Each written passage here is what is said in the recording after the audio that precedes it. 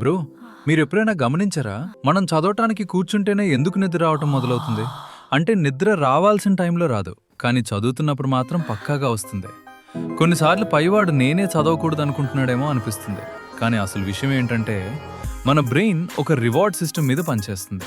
అంటే మనం ఏదైనా పని చేస్తున్నప్పుడు మన బ్రెయిన్లో డోపమీన్ అనే కెమికల్ రిలీజ్ అవుతుంటే ఆ పని మనకి ఇంట్రెస్టింగ్గా అనిపిస్తుంది.